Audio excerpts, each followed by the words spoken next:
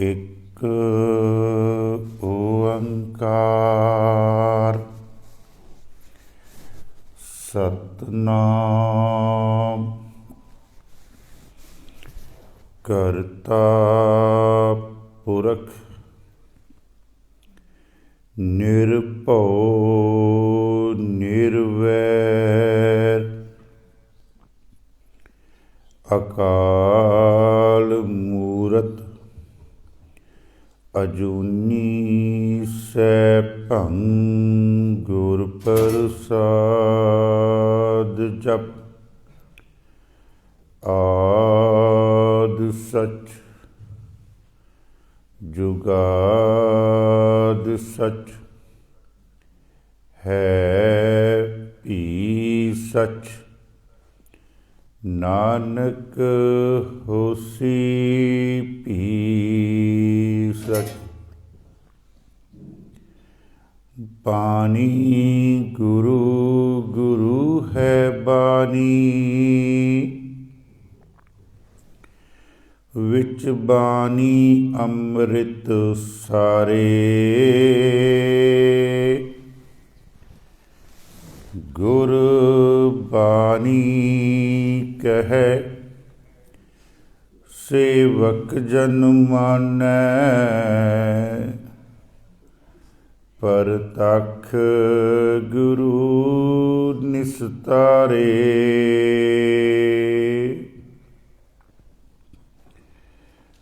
तू चौ सज्जन मैंडिया दे सिस उतार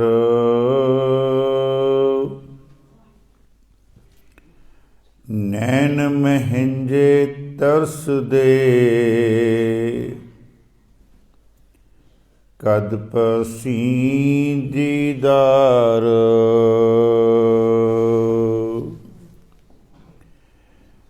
दंडोत बंदन अनक बार सर्व कला समरथ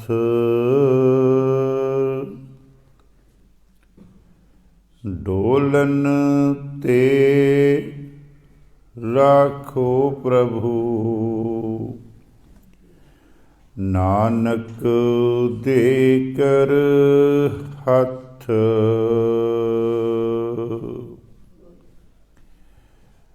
परम सत्कारयोग परम सन्मानयोग चबर छतर तख्त दे मालिक दीन दुनिया दे मालिक धन धन गुरु ग्रंथ साहिब जी महाराज तिन्हां दी पावन पवित्र हजूरी दे विच ਅੰਮ੍ਰਿਤ ਵੇਲੇ ਦੇ ਦੀਵਾਨਾਂ ਦੇ ਵਿੱਚ ਜੋ ਧੰਨ ਧੰਨ ਗੁਰੂ ਨਾਨਕ ਦੇਵ ਜੀ ਮਹਾਰਾਜ ਜੀ ਦੀ ਸ਼ਾਹਕਾਰ ਰਚਨਾ ਜਪਜੀ ਸਾਹਿਬ ਦੀ ਵਿਚਾਰ ਚੱਲ ਰਹੀ ਹੈ। ਇਸ ਵਿਚਾਰ ਦੇ ਨਾਲ ਜੁੜਨ ਦੇ ਲਈ ਗੁਰਦੁਆਰਾ ਸਾਹਿਬ ਦੇ ਵਿੱਚ ਨਤਮਸਤਕ ਹੋ ਕੇ ਗੁਰੂ ਦੇ ਚਰਨਾਂ ਦੇ ਵਿੱਚ ਬੈਠੀ ਸਾਧ ਸੰਗਤ ਜੀ ਆਓ। ਸਭ ਤੋਂ ਪਹਿਲਾਂ ਧੰਨ ਧੰਨ ਗੁਰੂ ਗੋਬਿੰਦ ਸਿੰਘ ਜੀ ਮਹਾਰਾਜ ਜਿਨ੍ਹਾਂ ਵੱਲੋਂ ਬਖਸ਼ਿਸ਼ ਫਤਿਹ ਦੇ ਨਾਲ ਰਲ ਮਿਲ ਕੇ ਸਾਂਝ ਪਾਈਏ ਜੀ। ਵਾਹਿਗੁਰੂ ਜੀ ਕਾ ਖਾਲਸਾ ਵਾਹਿਗੁਰੂ ਜੀ ਕੀ ਫਤਿਹ। ਸਾਧ ਸੰਗਤ ਜੀ ਪਿੱਛੇ ਜੋ ਆਪਾਂ अपनी विचार शुरू हुई सी एक ओंकार तो लैके नानक होसी भी सच तक दा सफ़र आपां जो गुरु ग्रंथ साहब जी महाराज ने बुद्धि बख्शिश की है उस दे नाल आपां वो सफ़र जिहड़ा तय कर चुके सी। अज पौड़ियां दी विचार शुरू हो रही है। गुटके नहीं देने ਲੈਣੇ ਗੁਟਕੇ ਜਾਂ ਇੱਦਾਂ ਚੱਲੇਗਾ ਜਿਸ ਤਰ੍ਹਾਂ ਤੁਹਾਡਾ ਦਿਲ ਕਰਦਾ ਹੈਗਾ। ਅੱਜ ਆਪਾਂ ਪੌੜੀਆਂ ਦੀ ਵਿਚਾਰ ਜਿਹੜੀ ਹੈ ਉਹ ਆਪਾਂ ਸ਼ੁਰੂ ਕਰਾਂਗੇ। ਸੋ ਕਾਫੀ ਗੱਲਾਂ ਜਿਹੜੀਆਂ ਹਨ ਉਹ ਇਹਦੇ ਵਿੱਚੋਂ ਨਿਕਲ ਕੇ ਸਾਹਮਣੇ ਆਉਣਗੀਆਂ ਆਪ ਜੀ ਦੇ ਲਈ। ਜਿਸ ਤਰ੍ਹਾਂ ਉਚਾਰਨ ਦੀ ਗੱਲ ਹੈ, ਜਾਂ ਇਸ ਤਰ੍ਹਾਂ ਕਹਿ ਲਈਏ ਅਸੀਂ ਕਿ ਇਹਦੀ ਵਿਚਾਰਧਾਰਾ ਦੇ ਵਿੱਚੋਂ ਗੁਰੂ ਨਾਨਕ ਦੇਵ ਜੀ ਮਹਾਰਾਜ ਨੇ ਜਦੋਂ ਜਪਜੀ ਸਾਹਿਬ ਦੀ ਆਰੰਭਤਾ ਕੀਤੀ ਨਾ, ਤੇ ਮਹਾਰਾਜ ਨੇ ਦੇਖਿਆ ਕਿ ਮਹਾਰਾਜ ਦੇ ਆਗਮਨ ਤੋਂ ਪਹਿਲਾਂ ਇਸ ਰੂਹੇ ਜ਼ਮੀਨ ਤੇ ਬਹੁਤ ਸਾਰੇ ਕਰਮ ਕਾਂਡ ਕੀਤੇ ਜਾਂਦੇ ਸਨ। ਇਹਨਾਂ ਕਰਮ ਕਾਂਡਾਂ ਨੂੰ ਗੁਰੂ ਨਾਨਕ ਦੇਵ ਜੀ ਨੇ ਇੱਕ ਪਾਸੇ ਕਰਕੇ ਔਰ ਸੱਚੇ ਪਰਮਾਤਮਾ ਦਾ ਜਿਹੜਾ ਰਸਤਾ ਹੈ, ਕਿਸ ਤਰੀਕੇ ਨਾਲ ਪਰਮਾਤਮਾ ਨੂੰ ਮਿਲਿਆ ਜਾ ਸਕਦਾ ਹੈ, ਮਹਾਰਾਜ ਨੇ ਉਹ ਸਾਨੂੰ ਜਿਹੜਾ ਰਸਤਾ ਨਾ ਉਹ ਸਾਨੂੰ ਦਿਖਾਇਆ। ਆਓ ਸਭ ਤੋਂ ਪਹਿਲਾਂ ਮੈਂ ਇੱਕ ਇੱਕ ਪੰਕਤੀ ਆਪ ਜੀ ਦੇ ਨਾਲ ਪੜਾਂਗਾ, ਪਿੱਛੇ ਆਪ ਜੀ ਨੇ ਉਹਦਾ ਉਚਾਰਨ ਕਰਨਾ ਹੈ। ਸੋਚੈ ਸੋਚ ਨ ਹੋਵਈ, ਨਹੀਂ ਤੁਸੀਂ ਅੱਗੇ ਨਹੀਂ ਪੜ੍ਹਨਾ, ਤੁਸੀਂ ਮੇਰੇ ਨਾਲ ਪੜ੍ਹਨਾ, ਕਿਉਂਕਿ ਫਿਰ ਤੇ ਜੇ ਤੁਸੀਂ ਅਗਲੀ ਪੰਕਤੀ ਪੜ੍ਹਦੀ ਤੁਸੀਂ ਤੇ ਮੈਨੂੰ ਪੜ੍ਹਾਉਣ ਲੱਗ ਪਏ। ਸੋਚੈ ਸੋਚ ਨ ਹੋਵਈ, ਹੋਵ ਈ ਕਹਿਣਾ ਮੈਂ, ਹਾਹੇ ਤੇ ਈੜੀ ਦੇ ਵਿਚਕਾਰ ਵਾਵਾ ਲੱਗਾ ਹੋਇਆ। ਦੂਸਰਾ ਜਿਹੜਾ ਅਕਸ਼ਰ ਨੰਨਾ ਹੈ, ਨੰਨੇ ਨੂੰ ਕੰਨਾ ਨਹੀਂ ਹੈਗਾ, ਨੰਨੇ ਦੀ ਆਵਾਜ਼ ਨਾ ਕਰਕੇ ਨਹੀਂ ਦੇਣੀ, ਨਾ ਹਲਕੀ ਜਿਹੀ ਆਵਾਜ਼ ਦੇਣੀ ਹੈ। ਤੇ ਪਹਿਲਾ ਜਿਹੜਾ ਸ਼ਬਦ ਹੈ ਸੋਚੈ, ਉਹਨੂੰ ਦੋ ਲਾਵਾਂ ਲੱਗੀਆਂ। ਜਦੋਂ ਆਪਾਂ ਸੋਚੈ ਬੋਲਣਾ ਥੋੜ੍ਹਾ ਜਿਹਾ ਮੂੰਹ ਖੋਲ ਕੇ ਬੋਲਣਾ। ਸੋਚੈ ਸੋਚ ਨਾ ਹੋਵਈ, ਜੇ ਸੋਚੀ ਲਖ ਵਾਰ, ਚੁੱਪੈ ਚੁੱਪ ਨ ਹੋਵਈ, ਜੇ ਲਾਏ ਰਹਾ ਲਿਵਤਾਰ, ਭੁੱਖਿਆਂ ਭੁੱਖ ਨ ਉਤਰੀ, ਜੇ ਬੰਨਾ ਪੁਰੀਆ ਭਾਰ।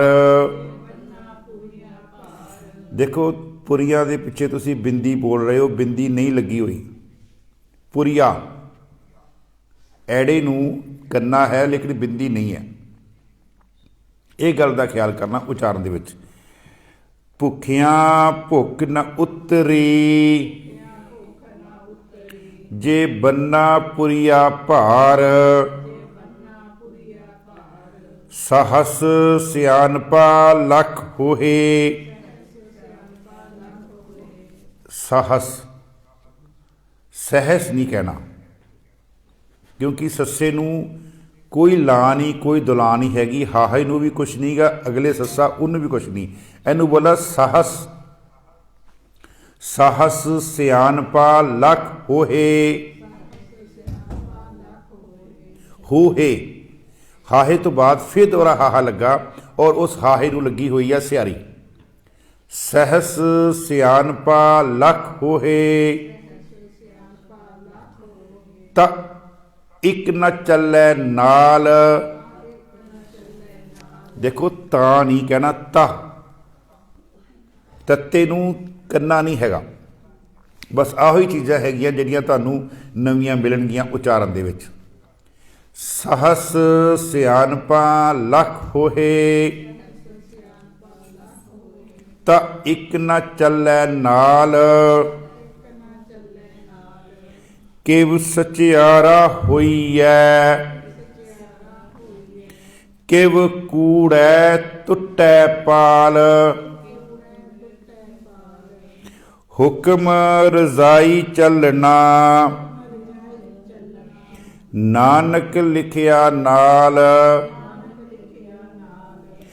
ਜੇਕਰ ਨਾਨਕ ਸ਼ਬਦ ਸ਼ੁਰੂਆਤ ਵਿੱਚ ਲੱਗਾ ਹੋਵੇ ਤੇ ਨਾਨਕ ਦੇ ਕੱਕੇ ਥੱਲੇ ਔਂਕੜ ਹੋਵੇ, ਫਿਰ ਅਸੀਂ ਨਾਨਕ ਨੂੰ ਵੱਖਰਾ ਕਰਕੇ ਬੋਲਣਾ, ਬਾਕੀ ਪੰਕਤੀ ਵੱਖਰੀ ਬੋਲਣੀ ਹੈ। ਹੁਣ ਨਾਨਕ ਸ਼ਬਦ ਆਇਆ ਵਿੱਚ, ਦੂਸਰਾ ਕੱਕੇ ਦੇ ਥੱਲੇ ਔਂਕੜ ਨਹੀਂ ਹੈਗਾ, ਇਹਨੂੰ ਅਸੀਂ ਨਾਲ ਹੀ ਬੋਲਣਾ, ਇੱਕੋ ਸਾਹ 'ਚ ਬੋਲਣਾ, ਨਾਨਕ ਲਿਖਿਆ ਨਾਲ। ਠੀਕ ਹੈ ਜੀ, ਆਹ ਚੀਜ਼ਾਂ ਦਾ ਖਿਆਲ ਕਰਨਾ। ਇਹ ਇੱਕ ਗੁਰਬਾਣੀ ਦੀ ਕਹਿ ਲਓ ਵਿਆਕਰਨ ਹੈ। ਜਿਸ ਤਰ੍ਹਾਂ ਅਸੀਂ ਵਿਆਕਰਨ ਪੜ੍ਹਦੇ, ਸਾਡੇ ਬੱਚੇ ਪੜ੍ਹਦੇ ਵਿਆਕਰਨ ਸਕੂਲਾਂ ਦੇ ਵਿੱਚ, ਇਸੇ ਤਰ੍ਹਾਂ ਗੁਰਬਾਣੀ ਦੀ ਵੀ ਇਹ ਕੁਛ ਨਿਯਮ ਹਨ। ਹੁਕਮ ਰਜ਼ਾਈ ਚੱਲਣਾ, ਨਾਨਕ ਲਿਖਿਆ ਨਾਲ। ਇੱਥੇ ਤੱਕ ਅੱਜ ਦੀ ਪੌੜੀ ਆਪਾਂ ਵਿਚਾਰ ਕਰਨੀ ਹੈ। ਪਹਿਲੀ ਪੰਕਤੀ 'ਤੇ ਧਿਆਨ ਦਿਓ, ਫਿਰ ਆਪਾਂ ਉੱਥੇ ਆਉਣ ਲੱਗੇ ਹਾਂ। ਤੁਸੀਂ ਹੁਣ ਉਚਾਰਨ ਨਹੀਂ ਕਰਨਾ, ਹੁਣ ਮੈਂ ਉਚਾਰਨ ਕਰਨਾ। ਸੋਚੈ ਸੋਚ ਨਾ ਹੋਵਈ, ਜੇ ਸੋਚੀ ਲੱਖ ਵਾਰ। ਇਹਦੇ ਅਰਥ, ਹਿੰਦੁਸਤਾਨ ਦੀ ਧਰਤੀ 'ਤੇ ਗੁਰੂ ਨਾਨਕ ਦੇਵ ਜੀ ਮਹਾਰਾਜ ਦੇ ਆਗਮਨ ਤੋਂ ਪਹਿਲਾਂ ਇਹ ਗੱਲ ਮਨੌਤ ਸੀਗੀ, ਮੰਨੀ ਜਾਂਦੀ ਸੀਗੀ ਕਿ ਅਗਰ ਅਸੀਂ ਤੀਰਥ ਅਸਥਾਨਾਂ 'ਤੇ ਜਾ ਕਰ ਕੇ ਇਸ਼ਨਾਨ ਕਰਾਂਗੇ ਤੇ ਸਾਡਾ ਜਿਹੜਾ ਮਨ ਹੈ, ਸਾਡਾ ਅੰਦਰ ਜਿਹੜਾ ਉਹ ਸ਼ੁੱਧ ਹੋ ਜਾਵੇਗਾ, ਉਹ ਪਵਿੱਤਰ ਹੋ ਜਾਵੇਗਾ। ਇੱਕ ਤਾਂ ਇਹਦੇ ਅਰਥ ਜਿਹੜੇ ਆ ਉਹ ਇਹ ਕੀਤੇ ਆ। ਇਸ਼ਨਾਨ ਦੀ ਗੱਲ ਇਹ 'ਚ ਆ ਰਹੀ ਹੈ, ਕਿਉਂਕਿ ਜਿਹੜਾ ਸੋਚੈ ਸ਼ਬਦ ਹੈ ਇਹ ਸੰਸਕ੍ਰਿਤ ਭਾਸ਼ਾ ਦੇ ਸੋਚ ਤੋਂ ਲਿਆ ਗਿਆ। ਸੋਚ ਦਾ ਉੱਥੇ ਅਰਥ ਹੁੰਦਾ ਹੈ ਇਸ਼ਨਾਨ ਕਰਨਾ। ਤੁਸੀਂ ਕਈ ਵਾਰੀ ਪੰਜਾਬ ਤੋਂ ਬਾਹਰ ਜਾਓ ਤੇ ਜਿਹੜੇ ਬਾਥਰੂਮ ਆ ਨਾ, ਉਹਨਾਂ ਦੇ ਬਾਹਰ ਹਿੰਦੀ 'ਚ ਲਿਖਿਆ ਹੋਊਗਾ ਸ਼ੌਚਾਲਿਆ। ਸ਼ੌਚਾਲਿਆ ਮੀਨਸ ਇੱਥੇ ਆਪਣਾ ਹੱਥ ਮੂੰਹ ਧੋਣਾ ਹੈ, ਇਸ਼ਨਾਨ ਕਰਨਾ ਹੈ ਜਾਂ ਜੋ ਵੀ ਹੈ। ਉਹ ਜਿਹੜਾ ਸ਼ੌਚ ਸ਼ਬਦ ਹੈ, ਸ਼ੌਚ, ਉਹਦੇ ਤੋਂ ਸ਼ਬਦ ਲਿਆ ਹੈਗਾ ਸੋਚੇ। ਸੰਸਕ੍ਰਿਤ ਭਾਸ਼ਾ ਦਾ ਸ਼ਬਦ ਹੈ ਸੋਚ, ਜਿਹਦਾ ਅੱਖਰੀ ਅਰਥ ਹੈ, ਤੁਸੀਂ ਸੁਖਮਨੀ ਸਾਹਿਬ ਵੀ ਪੜ੍ਹਦੇ ਹੋ, ਉੱਚ ਵੀ ਪੰਕਤੀ ਆਉਂਦੀ ਹੈ, ਸੋਚ ਕਰੇ ਦਿਨਸ ਔਰ ਰਾਤ ਮਨ ਕੀ ਮੈਲ ਨਾ ਤਨ ਤੇ ਜਾਤ। ਮਹਾਰਾਜ ਨੇ ਉਹਦੇ ਵਿੱਚ ਵੀ, ਉੱਥੇ ਅਸੀਂ ਪੜ੍ਹ ਆਪਾਂ ਸੋਚੇ ਜਾਂਦੇ ਹਾਂ, ਲੇਕਿਨ ਅਸਲੀ ਜਿਹੜਾ ਉਹਦਾ ਉਚਾਰਨ ਹੈ ਉਹ ਹੈ ਸੋਚ। ਸੋਚ ਕਰੇ ਦਿਨਸ ਔਰ ਰਾਤ ਮਨ ਕੀ ਮੈਲ ਨਾ ਤਨ ਤੇ ਜਾਤ। ਹਿੰਦੁਸਤਾਨ ਦੀ ਧਰਤੀ 'ਤੇ ਇਹ ਮਨੌਤ ਸੀਗੀ। ਹਿੰਦੂ ਸ਼ਾਸਤਰਾਂ ਦੇ ਵਿੱਚ ਇਹ ਲਿਖਿਆ ਹੋਇਆ ਕਿ ਜੇਕਰ ਤੁਸੀਂ ਆਪਣਾ ਇਸ਼ਨਾਨ ਕਰੋ ਜਾ ਕੇ ਤੀਰਥ ਅਸਥਾਨਾਂ 'ਤੇ ਫਿਰ ਤੁਹਾਡਾ ਅੰਦਰ ਜਿਹੜਾ ਮਨ ਜਿਹੜਾ ਉਹ ਸਾਫ਼ ਹੋ ਜਾਂਦਾ। ਹੁਣ ਗੁਰਮਤਿ ਇਹਨੂੰ ਕੀ ਕਹਿੰਦੀ ਹੈ? ਮਹਾਰਾਜ ਕਹਿੰਦੇ ਮਨ ਮੈਲਾ ਸਭ ਕੁਛ ਮੈਲਾ। ਜਿਹਦਾ ਮਨ ਮੈਲਾ ਹੈ ਉਹਦੇ ਸਭ ਕੁਛ ਮੈਲਾ। ਤਨ ਧੋਤੇ ਮਨ ਹੱਛਾ ਨਾ ਹੋਏ। ਤਨ ਨੂੰ ਧੋਣ ਦੇ ਨਾਲ ਜਿਹੜਾ ਮਨ ਹੈ ਨਾ ਉਹ ਸਾਫ਼ ਨਹੀਂ ਹੋਣਾ। ਇਹ ਮਹਾਰਾਜ ਗੁਰੂ ਨਾਨਕ ਸਾਹਿਬ ਦਾ ਸਿਧਾਂਤ ਹੈ। ਮਨ ਮੈਲੇ ਸਭ ਕੁਛ ਮੈਲਾ, ਤਨ ਧੋਤੈ ਮਨ ਹੱਛਾ ਨਾ ਹੋਈ।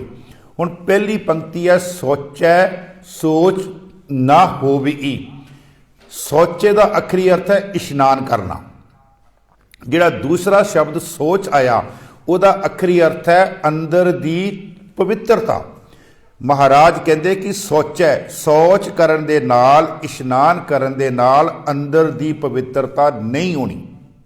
ਜੇ ਸੋਚੀ ਲੱਖ ਵਾਰ, ਜੇ ਤੂੰ ਲੱਖ ਵਾਰ ਜਾ ਕੇ ਵੀ ਤੀਰਥ ਇਸ਼ਨਾਨਾਂ ਤੇ ਇਸ਼ਨਾਨ ਕਰੇ, ਮਹਾਰਾਜ ਕਹਿੰਦੇ ਤੂੰ ਅੰਦਰੋਂ ਸਾਫ਼ ਨਹੀਂ ਹੋ ਸਕਦਾ। ਇਹ ਮਹਾਰਾਜ ਇੱਥੇ ਗੱਲ ਸਮਝਾਉਣਾ ਚਾਹੁੰਦੇ ਆ। ਪਹਿਲਾ ਪ੍ਰਮਾਣ ਗੁਰੂ ਗ੍ਰੰਥ ਸਾਹਿਬ ਜੀ ਮਹਾਰਾਜ ਦਾ, ਮਨ ਮੈਲੇ ਸਭ ਕੁਛ ਮੈਲਾ, ਤਨ ਧੋਤੇ ਮਨ ਹੱਛਾ ਨਾ ਹੋਈ। ਪਹਿਲੀ ਗੱਲ ਮਹਾਰਾਜ ਕਹਿੰਦੇ ਅਗਰ ਤੇਰੇ ਮਨ ਵਿੱਚ ਹੀ ਮੈਲ ਹੈ ਤੇ ਤੂੰ ਜਾ ਕੇ ਇਸ਼ਨਾਨ ਕਰ ਰਿਹਾ ਤੇ ਉਹ ਤੇਰਾ ਮਨ ਜਿਹੜਾ ਉਹ ਸਾਫ਼ ਨਹੀਂ ਹੋਵੇਗਾ। ਦੂਸਰਾ ਪ੍ਰਮਾਣ,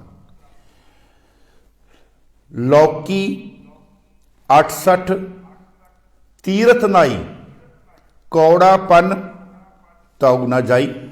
ਲੌਕੀ ਇੱਕ ਪਦਾਰਥ ਹੈ ਜਿਹਦੇ ਅੰਦਰ ਜਦੋਂ ਆਪਾਂ ਉਹਨੂੰ ਤੋੜਦੇ ਹਾਂ ਤੇ ਉਹਦੇ ਅੰਦਰ ਕੌੜਾਪਨ ਹੁੰਦਾ। ਕਹਿੰਦੇ ਲੌਕੀ ਨੂੰ ਲੈ ਜਾਓ ਤੇ ਜਾ ਕੇ 68 ਤੀਰਥਾਂ ਤੇ ਉਹਨੂੰ ਕਹਿੰਦੇ ਇਸ਼ਨਾਨ ਕਰਾਓ ਤੇ ਫਿਰ ਉਹਨੂੰ ਕੱਟ ਕੇ ਦੇਖੋ, ਉਹ ਅੰਦਰੋਂ ਕਹਿੰਦੇ ਕੌੜੀ ਦੀ ਕੌੜੀ। ਲੌਕੀ 68 ਤੀਰਥ ਨਾਈ, कौड़ापन ताऊ ना जाए। फिर दूसरी उदाहरण होर महाराज दिंदे है, अंतर मैल जे तीरथ ना आवे तिस बैकुंठ ना जाना। बैकुंठ ना जाना, बैकुंठ स्वर्ग की गल की है। महाराज कहते अंदर तो तेरे मैल हैगी आ, जाके तू तीर्थां ते नहा रहा मैं, तो महाराज कहते भी नहीं गल बननी। कहते जे तू कवें इन्हां कम्मां दे नाल मैं परमात्मा की दरगाह दे विच कबूल हो जावां, नहीं गल बनी। जल के मज्जन जे गत होवे, जे कहते पानी दे इशनान करन दे नाल ही सानू रब मिलना सी, ते नित नित मैंडुक नहावे, वो जिहड़ा डड्डू है वो तो रहिंदा ही कहते पानी विच है, कहते उन्होंने अज तक रब क्यों नहीं कहते मिल गया। जल के मज्जन जे गत होवे, नित नित मैंडुक नहावे, जैसे मैंडुक तैसे ओए नर, फिर जोनी, फिर कहते उस तरह का वो इंसान है, कहते कि डड्डू वांगू कहते वो बिरती है, तो जाके कहते इशनान कर रहा डड्डू, तो कहते रहिंदा ही कहते पानी विच है, तो जे कहते पानी विच नहा के ही रब मिलना सी, तो फिर कहते डड्डू नूं अज तक क्यों नहीं मिल गया। सो महाराज कहते तीरथ ते नहाउण दे नाल तैनूं रब की प्राप्ति नहीं होनी। महाराज ने बिल्कुल इस गल नूं क्लीयर शब्दां च कहा, तीरथ नहावन जाऊं, तीरथ नाम है, नाम दे विच ही जुड़ ते संगत विच आके बैठ, इहो ही तेरा कहते सब तो बड़ा इशनान है। कहते तीरथ नहावन जाऊं, तीरथ नाम है। महाराज गुरु अमरदास जी का एक बचन है, तीरथ जाऊं तो हऊं हऊं करते, कहते असीं तीर्थां ते जाने हैं, तो उत्थे जाके की देखिया, जिहड़े उत्थे तीर्थां ते बैठे कहते पंडित ते ब्राह्मण है, वो तो हंकार दे विच कहते मत्ते होए है। तीरथ जाऊं तो हऊं हऊं करते, पंडित माया, पंडित पूछो माया रते, जिहड़े पंडित है वो माया दे विच कहते रते हुए है, पैसे मंगते पे उत्थे जाके। कहते हुण भी असीं देखते हैं हिंदू धर्मां दे जिहड़े अस्थान है ना, उत्थे अंदर मंदिर दे जाण वास्ते टिकट लगती है, पैसे मंगते हैं भी तेनों 500 रुपए के दर्शन कराए जाएंगे, 1000 रुपए वाले दर्शन करने या 200 वाले करने। ये उत्थे अज भी उन्होंने मनौत है, अज भी ये गल चलती है। महाराज कहते तीरथ जाऊं तो हऊं हऊं करते, पूछो पंडित माया राते, सो अस्थान बतावो मीता। गुरु अमरदास जी कहते ओ जगह मैनू दस, सो अस्थान बतावो मीता, ओ अस्थान दस जिथे जाके मेरे अंदर नूं कहते शांति जिहड़ी है वो कहते मिल जावे। कहते महाराज ये गल कहते, सो अस्थान बतावो नीता, जाके जिथे जाके मैनू अंदर की जिहड़ी शांति है वो मिल जावे। कहते ये महाराज कहते, महाराज कहते तीर्थां ते जाके इकल्लियां तैनूं, तीर्थां ते जाके इकल्लियां तैनूं कहते जिहड़ी अंदर दी शुद्धता ना वो नहीं कहती मिलनी। फिर महाराज नूं पुछया, महाराज कहते है कि जेकर तू आ जिहड़ा महीना चल रहा इहदे विच महाराज भी इशनान की गल करदे, माग मजन संग साधुआ, जे तू इशनान ही करना है ते तू कहते साध संगत विच आ जा। माज मजन संग साधुआ, धूड़ी कर इशनान, हर का नाम ध्याए सुन, सबना नू कर दान। इस महीने दे विच महाराज कहते भी तू संगत विच आ, संगत विच आके। हाँ एक दूसरा पक्ष होर, गुरमत विच ये नहीं समझना कि इशनान करन ते जोर नहीं दा, इशनान करना है सीखना। महाराज कहते कर इशनान, सिमर प्रभ अपना, मन तन भये अरोगा। देखो इशनान करना है शरीर की मैल उतारन वास्ते, शरीर नूं लगी बदबू, पसीने की बदबू उन्हों दूर करने वास्ते इशनान करना। पर महाराज कहते जे तेरे उस इशनान विच पखंड है तो फिर महाराज कहते उहदा कहते कोई फायदा नहीं। कहते सो पहली पंक्ति है, सोचै सोच न होवई, जे सोची लख वार। जे तू लख वार जाके भी इन्हां अस्थानां ते कहंदे इशनान करदा ना तो महाराज कहंदे तेरे अंदर नूं जिहड़ा मन जो कहे ना मेरा साफ हो जाए, मन की मैल उतर जाए, तो महाराज कहंदे वो नहीं उतरनी। दरअसल पहली पौड़ी विच गुरु नानक देव जी ने 4 कर्म कांडां नूं रद्द किया। पहले 4 जिहड़े कर्म कांड है जो हिंदू धर्म के सीगे कि तीर्थां ते जाके इशनान करना ते असी सुचम हो जाना। दूसरा उन्हां दा सीगा भी चुप रहना, बोलना नहीं। जिहड़ी अगली पंक्ति आवेगी बोलना नहीं, जिन्हों कहते हैं मौन धारण करना, बोलना नहीं संगत नाल। जे उन्हां गल करनी है तो सलेट ते लिख के देना या कागज़ नाल लिख के देना। तो महाराज उत्थे कहते हैं, महाराज कहते चुप्पै चुप ना होवी, कहते तेरे इस काम दे नाल कहते चुप रहन दे नाल ते जे तू कहें कि मैं मौनी बन गया ते अखां बंद कर लियां, समाधि ला ली है, रब नाल कहते जुड़ गया। जे तेनू कोई मिलन आया तू उन्होंने कागज़ ते लिख के दे रहा जां सलेट ते लिख के दे रहा, महाराज कहते इनों चंगा ते तू बोल, क्योंकि जो तू लिख के दे रहा कुछ तेरे अंदर दा फुरना ते चल पिया, अंदर दा मन ते तेरा बोल पिया। जबान दे नाल तू नहीं बोलिया वो गल वखरी है, पर महाराज कहते तेरे अंदर दा फुरना ते चल पिया, तेरा मन ते बोल के कहता ना भी आह चीज़ मैनू चाहिदी है। महाराज कहते इन्हां दे नाल फिर गुरु गोबिंद सिंह जी ना एक बड़ा प्यारा सानू उदाहरण दिंदे आ। कहते देखो अपने आसे पासे जिहड़े दरखत है ना वो सारी उम्र कहते बोलते ही नहीं, कहते तरवर सदीव मौन रहत ही मरत है। तरवर मैंने दरख्त, ਜਿਹੜੇ दरख्त है ये सारी उम्र नहीं कहते बोलते, कि इन्हों ने ना बोलण दे नाल रब की प्राप्ति कर ली। कहते ये कहते ये भी महाराज कहते पखंड है। चुप है चुप ना होवी, जे लाए रहा लिवतार। लिवतार का अखरी अर्थ है जे परमात्मा दे नाल मैं चुप रह के समाधि लाई तो महाराज कहते इदां भी तेनू परमात्मा की प्राप्ति नहीं होनी। अगे महाराज फरमाउंदे भुखिया भुख न उतरी, जे बन्ना पुरिया पार। जे मेरे कोल सारे ब्रह्मांड दे पदार्थ पंडा बन के मेरे को आ जान तो फिर भी मेरे अंदर की भुख, इत्थे भुख के अखरी अर्थ करांगे पेट की भुख की गल नहीं इत्थे हो रही, क्योंकि पेट की भुख तो 1-2 रोटियां नाल बुझ जाती है, परंतु जिहड़ी तृष्णा है वो सारी उम्र नहीं बुझती। मैं तुहानूं एक साखी ना जोड़ा।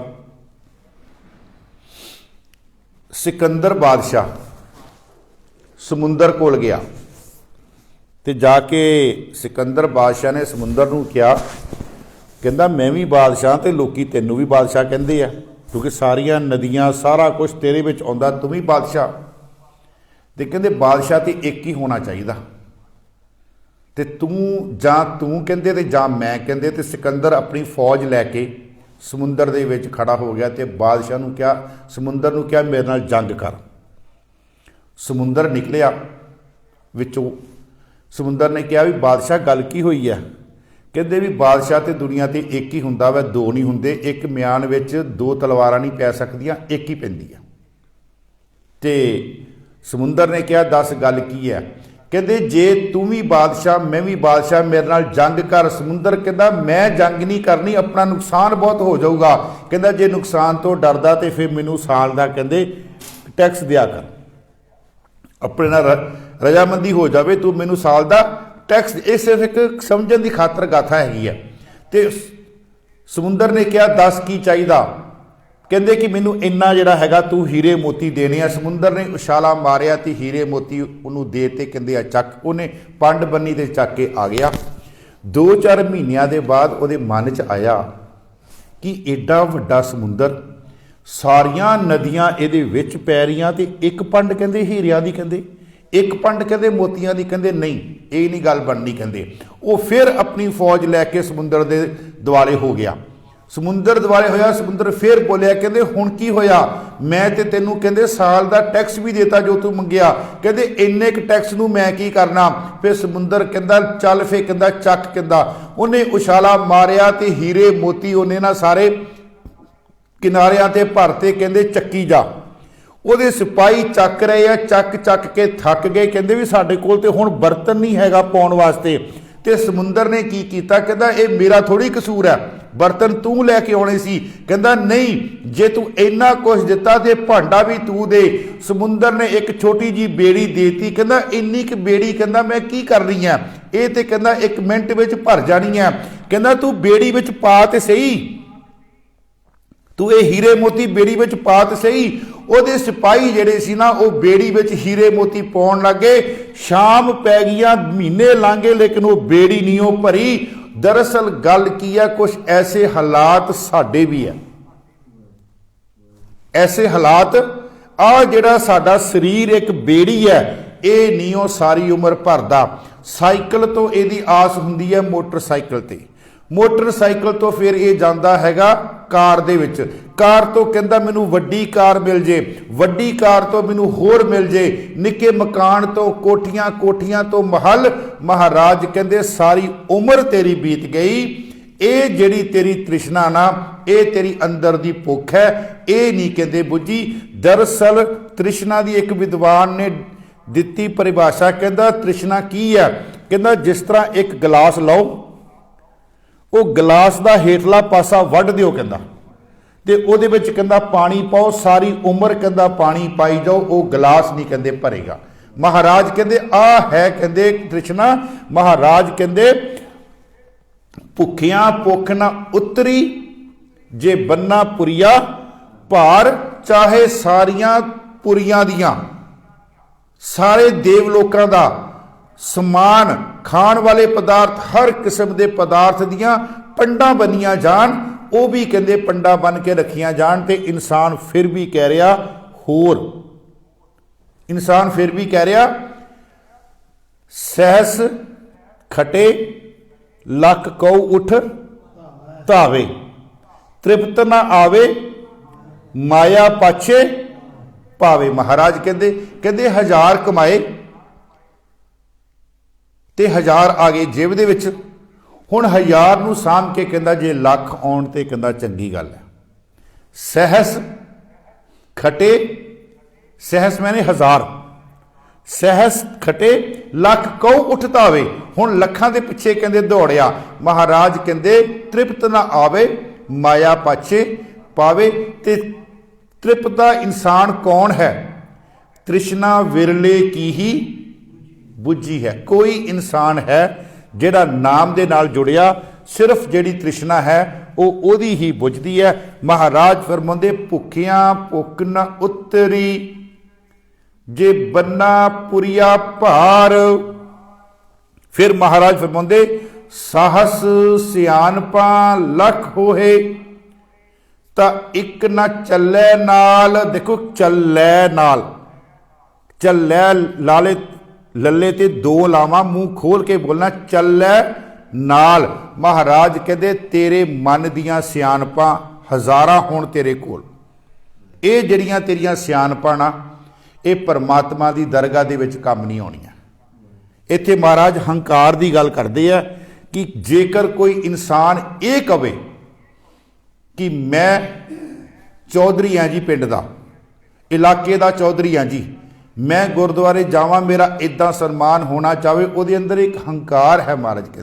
ਮਹਾਰਾਜ ਕਹਿੰਦੇ ਜੇ ਤੇਰੇ ਅੰਦਰ ਐਸਾ ਹੰਕਾਰ ਹੈ ਨਾ, ਇੱਥੇ ਤੇ ਆਵਾਜ਼ ਆ ਰਹੀ ਹੈ ਕਿ ਨਿਮਾਣਾ ਬਣ ਕੇ ਤੂੰ ਗੁਰੂ ਨੂੰ ਆ ਕੇ ਆਪਣਾ ਆਪ ਜਿਹੜਾ ਕੁਰਬਾਨ ਕਰ, ਨਤਮਸਤਕ ਹੋ ਤੇ ਆ ਕੇ ਝੋਲੀ ਅੱਡ ਕੇ ਗੁਰੂ ਤੋਂ ਮੰਗ ਤਾਂ ਮਿਲਣੀਆਂ। ਜੇ ਤੂੰ ਕਵੇ ਕਿ ਹੰਕਾਰ ਦੇ ਨਾਲ ਮੈਂ ਕੁਝ ਮੰਗਾ, ਇੱਕ ਤੁਸੀਂ ਬਚਨ ਪੜ੍ਹਦੇ ਹੋ, ਕਬੀਰ ਬਾਂਸ ਬੁਡਾਈ ਬੂਡਿਆ, ਇਹ ਮਤ ਬੂਡੋ ਕੋਈ, ਚੰਦਨ ਕੈ ਨਿਕਟੇ ਬਸੇ ਬਾਂਸ ਸੁਗੰਧ ਨਾ।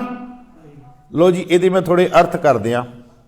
ਬਾਂਸ ਦਾ ਦਰਖਤ ਚੰਦਨ ਦੇ ਕੋਲ ਉੱਗਿਆ, ਚੰਦਨ ਉਹਨਾਂ ਦੇ ਵਿੱਚ ਆਪਣੀ ਖੁਸ਼ਬੂ ਦਿੰਦਾ ਹੈ, ਜਿਹੜੇ ਦਰਖਤ ਚੰਦਨ ਦੇ ਕੱਦ ਤੋਂ ਨੀਵੇਂ ਰਹਿੰਦੇ ਆ, ਇਹ ਜਿਹੜਾ ਚੰਦਨ ਦਾ ਦਰਖਤ ਹੈ ਇਹ ਉੱਚਾ ਹੋ ਗਿਆ। ਉਹ ਮਾਫ ਕਰਨਾ, ਜਿਹੜਾ ਬਾਂਸ ਦਾ ਦਰਖਤ ਹੈ ਉਹ ਉੱਚਾ ਹੋ ਗਿਆ ਤੇ ਬਾਂਸ ਚੰਦਨ ਦੇ ਲਾਗੇ ਰਹਿ ਕੇ ਉਹਦੀ ਸੁਗੰਧੀ ਨਹੀਂ ਲੈ ਸਕਿਆ। ਕਾਰਨ ਕੀ ਹੈ ਜੀ? ਬਾਂਸ ਦੇ ਵਿੱਚ 4 ਔਗਣ ਹੈ। ਪਹਿਲਾ ਔਗਣ ਕੀ ਹੈ? ਇਹਦੀ ਜਿਹੜੀ ਬਾਂਸ ਦੀ ਜਿਹੜੀ ਬਾਹਰਲੀ ਛਿੱਲੜ ਹੈ ਨਾ, ਉਹ ਬੜੀ ਸਖਤ ਹੈ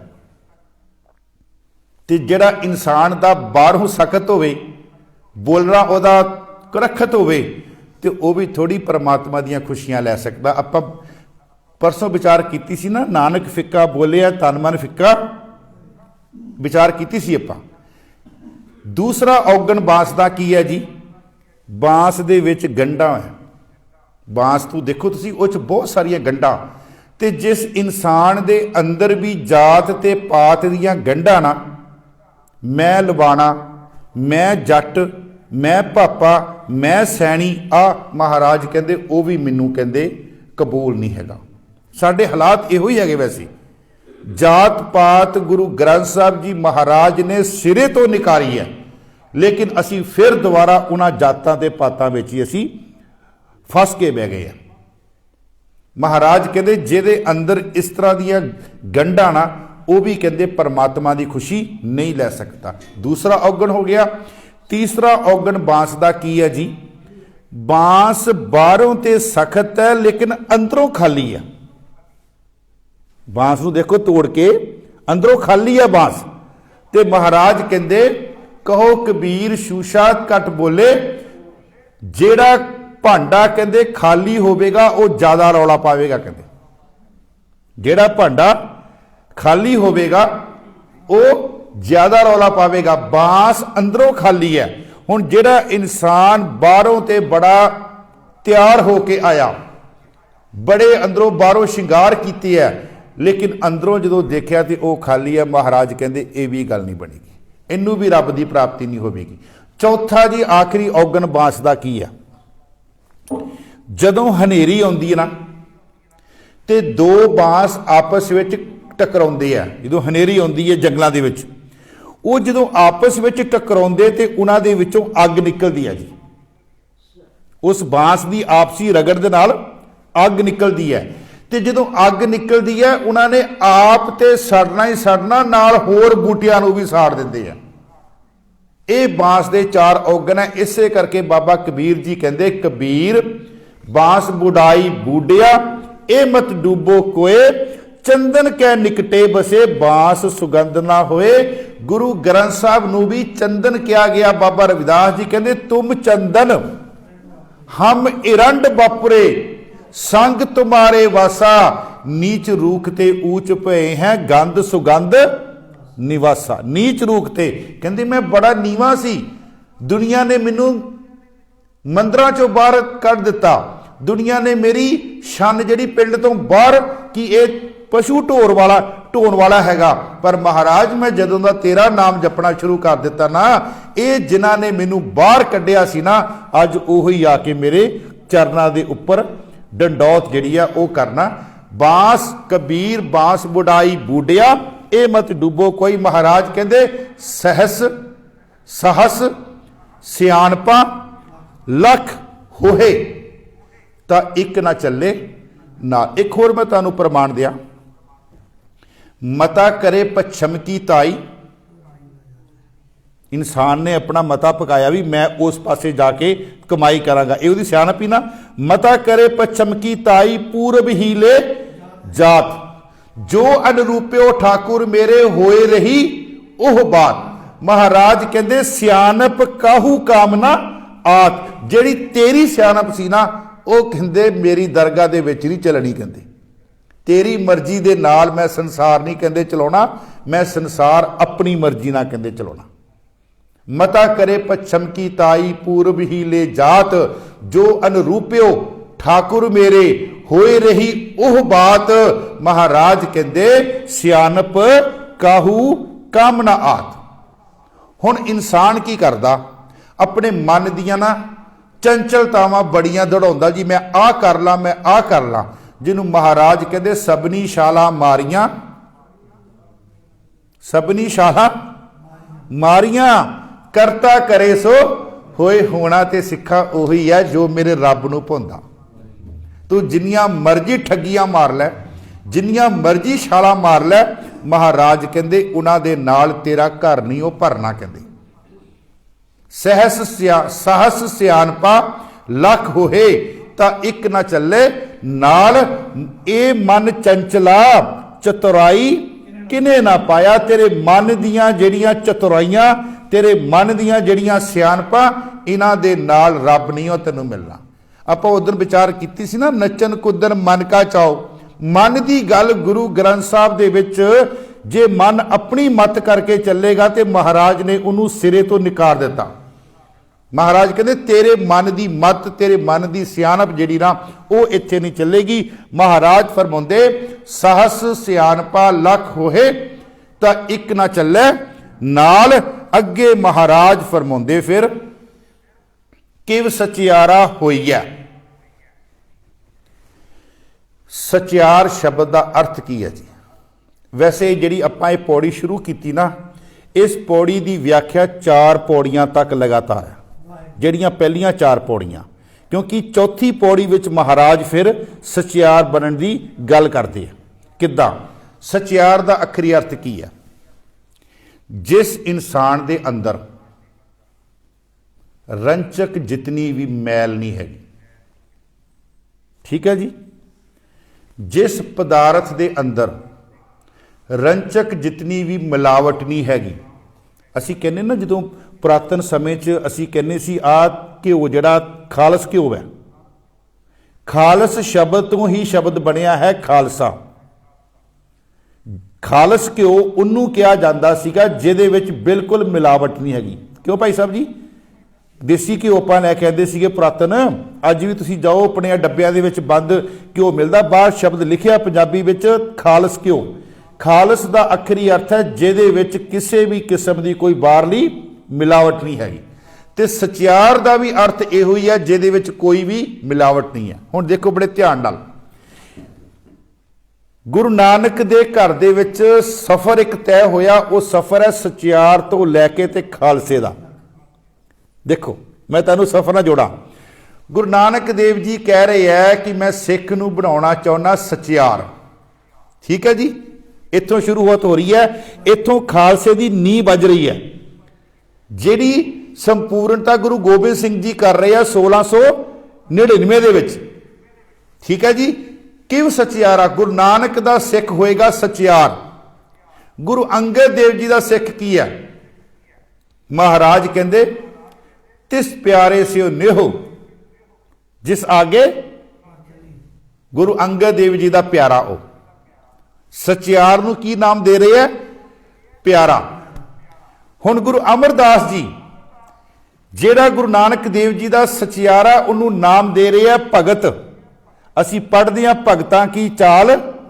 कल भी मैं गुरदासपुर मेरी हाजरी सीगी, महापुरुषां की बरसी सीगी, उत्थे मैं शब्द ए निराली का अखरी अर्थ हुंदा जिहदी चाल दुनिया तो वखरी है, जिहड़ा भेडां दे विच नहीं रलदा। भगतां की चाल निराली, चाला निराली भगतां केरी बिखम मार्ग चलना। हुण बिखम मार्ग की सीगा? आपां परसों दे दीवाना विच जप दे विच 10 पापां दी गल कीती सी, उन्हां 10 पापां नूं पिछे करिए ते जप तां होना। याद आप जी नूं? 4 सीगे जबान दे, 3 सीगे साडे शरीर दे, ते 3 सी साडे अंदरले। ये बिख बड़े औखे है जी इन्हां नूं दूर करना। मन दे अंदर दी गल, आत्मा दी गल, अंदर कह लो मन कह लो, गल इक्को ही है। एक 3 सीगे अंदर दे, 3 सीगे तन दे, ते 4 सीगे साड़ी रसना दे। तुसीं देखो, चलो आपां पहले ले लीए कि किसी ना फिक्का नहीं बोलना। मेरे ख्याल दे विच आपां गुरुद्वारेओं घर जावांगे तो 1 घंटे दे विच साडे कोल फिक्का बोलिया जाना, चाहे वह भावें अपने घर के मैंबरां दे नाल ही होवे, पर हो जाना। इहदा मतलब कि यह रस्ता बड़ा औखा है। इसे जी महाराज कहते हैं ये मार्ग खंडे धार। ये रस्ता कितना औखा। बाबा फरीद जी कहते वाट हमारी खरी उडीनी, खन्नेओ तिखी बहुत पीनी, उस ऊपर है मार्ग मेरा। बाबा फरीद जी कहते रस्ता ये कितना औखा। तुसी कहते बाहर निशान साहब लाया, निशान साहब के उपर खंडा लाया, उस खंडे की जिहड़ी धार है खन्नेओ तिखी, उस धार तो भी ये कहते तिखा रस्ता कहते। बाबा फरीद जी कहते वाट हमारी खरी उड़ीनी, खन्नेओ तिखी बहुत पीनी, उस ऊपर ओदे तो भी होर उपर कहते कोई तिखी चीज है तो वह कहते मार्ग है। इसलिए महाराज कहते ये मार्ग खंडे धार, ये मार्ग बहुत औखा। खैर मैं जी बेनती कर रहा, गुरु अमरदास जी ने उन्होंने बनाया भगत। भगतां की चाल निराली, चाल लाल निराली, भगतां केरी बिखम मार्ग चलना। रात मैं जो पौड़ी सोच रहा सी ना, ये किव सचियारा हुई है, तो मैनू 2017 की कथा मलेशिया की याद आ गई। मैं कहा उत्थे मैं सचियार के अर्थ किए सीगे, फिर मैं वो अपना किताबां लभियां भी, वो मैं किद्दां बनाई सी, लड़ी बनाई सी, फिर वो लभ के चंगी तरह देख के फिर मैं आराम च पिया। किव सचियारा हुई है। महाराज कहते भगतां की चाल निराली। हुण आइए गुरु रामदास जी ते। गुरु रामदास जी उन्होंने की कहते हैं? गुरु रामदास जी उन्होंने कहते हैं कोई आन मिलावे मेरा प्रीतम हाउ तिस पे आप मैं ओदे तो अपना कहते कुर्बान कर दिया। कहते देखो एक रब नूं मिलण दे लई, एक खसम नूं मिलण दे लई कहते मैं अपना आप कहते। ते ओदे च पंक्ति आउंदी है तन मन काट काट सब अर्पी विच अग्नि आप जलाई। कहते तन भी वढ दियां कहते, मन दे टुकड़े भी कहते मैं कर दियां, ते अपना शरीर नूं चक के कहते बोरी च पा के ते मैं अग विच कहते सुट दियां, जेड़ा मैनू रब नूं कहते मिला दे। तन मन काट काट सब अर्पी विच अग्नि आप जलाई। सचियार गुरु रामदास जी।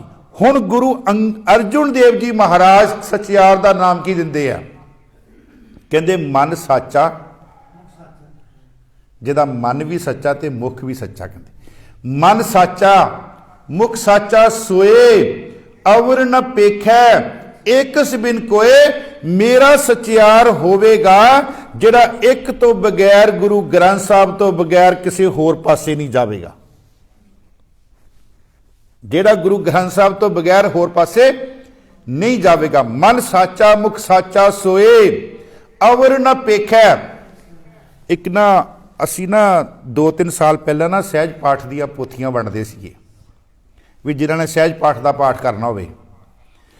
ते साडे ना लागे पिंड सीगा भटनूरा लबाणा, ते उन्हां दे बच्चे मेरे तो पढ़दे सीगे। वाह 5-7 साल पहलां दी गल है। ते वो बीबी दे मन में चौव आया कि भाई साहब जी मैं भी सहज पाठ करना चाहुंदी हां। बच्चिआं ने दस्सिया, मैं क्या चलो ठीक है। मैं क्या बहुत वधिया गल है। मेरे को पोथियां लै गए। मैं क्या इदां करो भी तुसी पहला भाग लै जाओ तो दूजा लै जाओ, 2 भाग बाद विच लै जाओ, जदों पहले 2 भाग हो जाणगे। चलो जी लै गए। मैं ना किते 10-12 दिनों बाद उन्हां दे पिंड गया, तो वह भैन जी मैनू टक्कर गए रस्ते च। उन्होंने मेरी गड्डी खड़ी कर ली, कहते बाबा जी तुसी आए हो तो 2 मिनट लिए मेरे घर आओ। मैं क्या देखो मैं नहीं आना, मैं जाना किते। कहते नहीं बेनती है, कहते भी मैं सहज पाठ करती पई हाँ, तो तुसी कहते जिस अस्थान पर मैं पोथियां रखियां अपना उन्हों का प्रकाश किया वो तुसी आके देख लो। जो मैं देखण गया उपर भी मूर्तियां लगियां, इधर भी मूर्तियां लगियां। किते कान सिंह बिठाया उन्होंने, अपने नार सिंह बिठाया, किते बडभाग सिंह बिठाया उन्होंने, किते होर मूर्तियां मंदिरां दीयां मूर्तियां देवियां। मैं क्या तेरा भला हो जाए भी तू तो सारा कुछ ही इकट्ठा करी बैठी है, ये किद्दां गल बनूगी। मैं क्या कहती फिर मैं क्या इन्हां सारिआं नूं चक इत्थों। कहती मैं नहीं चकना, मैनूं डर लगदा। मैं क्या मैं चक लेना, मैनूं इन्हां दी लोड़ है, मैं सद लूँगा शाम नूं बडभाग सिंह नूं, मेरे को आ जा, मैं तेरे नाल गल्लां करनियां। मैं क्या शाम लूँगा ते शाम नूं नार सिंह नूं मैं क्या सद लूँगा, आ जा। मैं क्या इन्ना कूड़ा कबाड़ा तू इकट्ठा किया। वाकया ही मैं जाके देखा तो मूर्तियां जी, तो हेठा महाराज का प्रकाश किया उन्हें पोथियां का। मैं क्या इदां गल नहीं बननी, सीधी जी गल है। साध संगत जी मन साचा मुख साचा सोए अवर न पेखै। सिख की परिभाषा है जागत जोत जपै निसबासुर, एक बिना मन नैक न आने, पूरन प्रेम प्रतीत सजे, ब्रत गोर मड़ी मठ भूल ना माने। हुण इस तो वध असीं की करांगे। जागत जोत जपै निसबासुर, दिन ते रात उहदे अंदर परमात्मा दी जोत जग जावेगी जे वो जपेगा। जागत जोत जपै निसबासुर, एक बिना मन नैक न आने, एक तो बगैर उहदे मन विच कुछ होर नहीं आवेगा। फिर महाराज कहते हैं पूरन प्रेम प्रतीत सजै, ਉਹਦੇ अंदर परमात्मा के लिए पूरा प्यार होवे ते विश्वास होवे। व्रत गोर मड़ी मठ भूल ना माने, इन्हों कहते जड़ियां मड़ियां मसाना कदी इन्हों वाल ते भुल के भी ना जावे, जान बुझ के ते जान की गल ही कुछ होर है, भुल के भी इन्हों। गुरु गोबिंद सिंह जी महाराज अपने सिंघां दे नाल दादू की समाध के कोलों लंघ रहे थे, साखी आप जी ने सुनी होनी है। तो गुरु गोबिंद सिंह जी महाराज ने की किया, अपने पत्थे चों तीर कढ़िया ते दादू की समाध वालों इदां करके ते इदां पा लिया, उन्होंने झुका के ते विच पा लिया। सिंघां ने गुरु गोबिंद सिंह जी का घोड़ा रोक लिया, महाराज जी हेठां उतरो। की होया? कहते हेठां उतरो। कहते अमृत वेले सानू सिखांदे हो कूर किरिया उर्जो सब ही जग, श्री भगवान को भेद ना पायो। ते तुसी आप कहते तीर कढ़िया ते दादू की समाध वाल। पहला तो गुरु गोबिंद सिंह जी ने सिंघां नूं अपने गले विच लिया। कहते मैं देखना चाहता सीगा कि जिहड़े विद्यार्थियों नूं मैं रोज़ पढ़ा रहा वो विद्यार्थी किन्ने कुछ हुशियार होए है। गुरु गोबिंद सिंह जी नूं उन्होंने सजा लाई है, हुक्म किया कि गुरु गोबिंद सिंह जी तुहानूं ये सजा है। गुरु गोबिंद सिंह जी कहते सजा मैनूं कबूल है, लेकिन एक बार मेरे सीने ना आके लगो, मैनूं पता लगे कि जिन्होंने पढ़ा रहा वो किन्ने हुशियार हो गए। ये पहली बार गुरु गोबिंद सिंह जी नूं सिंघां ने हुक्म किया सीगा। और कहते महाराज रोज पढ़ा रहे हो, को बतान को पूजत है पस, को मिरतान को पूजन धायो, कूर किरिया उर्जो सब ही जग, श्री भगवान को भेद ना पायो। ते आप तुसी ते गुरु गोबिंद सिंह जी नूं दूजी बार हुक्म किया सी चमकौर दी गढ़ी वे सिंघां ने, दूजी बार हुक्म किया। गुरु साहब नूं दो बार गुरु साहब नूं सिंघां ने हुक्म किया सीगा। पहली बार गुरु साहब नूं उन्होंने सजा लाई सी जदों दादू की समाध वाल उन्होंने अपना हले सिर नहीं सी झुकाया, सिर्फ तीर पत्थे चों कढ़ के ते उन्होंने नीवा करके विच पा लिया सी। मेरे कहण तो भाव गुरु अर्जुन देव जी महाराज उन्हां दा सचियार कौन है? मन साचा मुख साचा सोए, अवर न पेखे एकस बिन कोए, नानक यह लक्षण हर एक ब्रह्म ज्ञानी बन सकता है सिख। ये जरूरी नहीं कि जिहड़े ब्रह्म ज्ञानी आपां देखदे हैं उही है, तुसी भी बन सकते हो, मेरियां भैणां भी बन सकदियां, परंतु उहदी शर्त है मन साचा मुख साचा। जो मन दे विच है उही जबान दे विच। ते बाबा फरीद जी कहंदे जिन मन होर मुख होर से कांडे कच्चे है, कहंदे जिन्हां दे मन च कुछ होर है। ते मन साचा मुख साचा सोए, अवर न पेखे एकस बिन कोए, नानक ए लक्षण ब्रह्म ज्ञानी होए। हुण गुरु अर्जन देव जी तक अगे चलीए। गुरु हरगोबिंद साहब जी की बाणी गुरु ग्रंथ साहब च नहीं हैगी, गुरु हरराय साहब जी की बाणी नहीं हैगी, गुरु हरकृष्ण महाराज की बाणी नहीं हैगी। हुण अगली बाणी है जी गुरु तेग बहादुर जी की, है ना।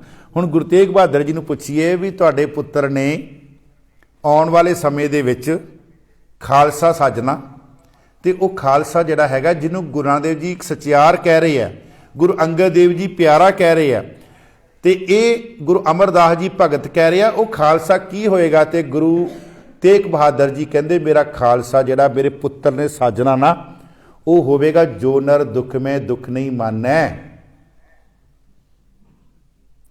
गुरु गोबिंद सिंह जी महाराज नूं ना रब ने आवाज़ मारी, कहते भी गोबिंद मेरे कोल आ।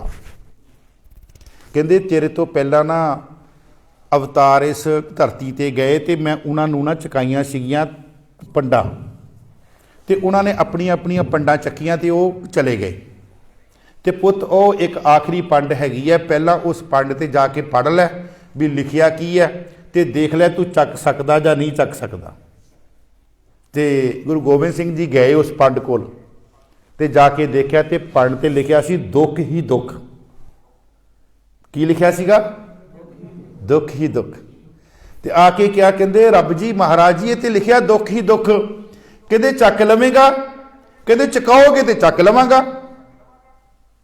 जे तुसी चकाओगे तो चक लवांगा। इसलिए रब ने कहा सी मैं अपना सुत तोहे निवाजा, मैं तेनू अपना पुत्र बना के भेजांगा, पंथ परचुर करबे को साजा, मैं अपना सो तोहे निवाजा। गुरु गोबिंद सिंह जी महाराज ने पंड चक्की ते पंड चक के रूहे जमीन ते आए ते जो पंड नूं लगे खोलन ते गुरु ग्रंथ साहब जी कहते दुख किया पंडा खुलियां सुख ना निकलियो। पहला पंड चो दुख की निकलिया 9 साल की उम्र ते बापू नूं तोरिया दिल्ली वाल नूं, ते जे तोरिया ही दिल्ली वाल नूं ते हत्थ विच की आया? बापू दा कला सीस, धड़ नहीं हत्थ विच आया। ये पहला दुख।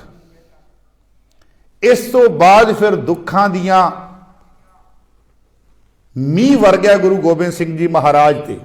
जिस आनंदपुर नूं गुरु साहब जी ने अपने हत्थी उत्थे किले बनाए वो गुरु साहब नूं छड्डने पे, जिन्हां आप गुरु साहब जी प्यार करते सी, अपने साहिबजादियां दी कुर्बानी, चमकौर दी गढ़ी दे विच प्यारियां दी कुर्बानी, इत्थों तक साध संगत जी एक हफ्ते दे विच परिवार दे 5 मैंबर, एक हफ्ते दे विच परिवार दे 5 मैंबर, इस तो वड्डा होर दुख की हो सकदा? 2 वड्डे साहिबजादे, 2 छोटे साहिबजादे ते नाल माता जी, एक हफ्ते दे विच 5 परिवार दे जी जिहड़े आ वो इस कौम तो गुरु साहब जी ने कुर्बान कर दिते। दुख किया पंडा खुलियां सुख ना निकलियो। कोई गुरु गोबिंद सिंह जी दे जिंदगी दे विच सुख आया ही नहीं, दुख ही दुख। ते महाराज कह रहे किव सचियारा होई है किव कूड़े टुटे। गुरु तेग बहादुर जी ने सिख बनाया, जो नर दुख में दुख नहीं माने, सुख स्नेहो और भै नहीं जाके, कंचन माटी माने। सोने नूं मिट्टी करके मन्निया। सोने नूं जदों चमकौर दी गढ़ी चों लंघे है ना, ते सोने वर्गे पुत्रां दियां लाशां पईयां सीगियां ते लागों इदां लंघे जिद्दां कुछ उन्हां नूं होया ही नहीं। उन्होंने कहा ये तो मिट्टी है। ते भाई दया सिंह ने क्या कहते गुरु साहब इन्हां दे उपर कमर कस्से दे नालों कपड़ा पाड़ के ते लाश ते इन्हां दा मूँह तां ढक दो। ते गुरु साहब ने कहा इन्हां दा मूँह ढक्कां ते जिहड़े नाल 40 पे आ उन्हां दा मैं कहंदे की करा।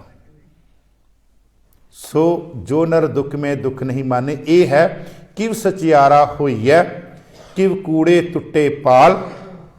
महाराज कहते किस तरह सचियार बनिया जाए। साडे अंदर एक झूठ की कहते दीवार है जिहड़ी परमात्मा नाल मिल नहीं दे रही। ते अगे फिर महाराज कहते हुक्म रजाई चलना। हुक्म शब्द अरबी भाषा का शब्द है, जिहड़ा पहला शब्द गुरु ग्रंथ साहब च वरतिया गया। अरबी भाषा का पहला शब्द हुक्म जिहड़ा गुरु ग्रंथ साहब वरतिया गया। ये हुक्म का आपां विचार जिहड़ी है कल दे दीवाना च करांगे, क्योंकि जिहड़ी अगली पौड़ी है हुक्मी होवन आकार, वो हुक्म दे नाल ही चलदी है। हुक्म ते हुक्मी की है, इत्थे तक अज दा विश्राम है। किव सचियारा होई है, किस तरह सचियार बनिया जावे। किव कूड़े टुटै, टुटै कहना तत्ते दी आवाज तत्ते ते टैंके दी आवाज ते 2 लावां।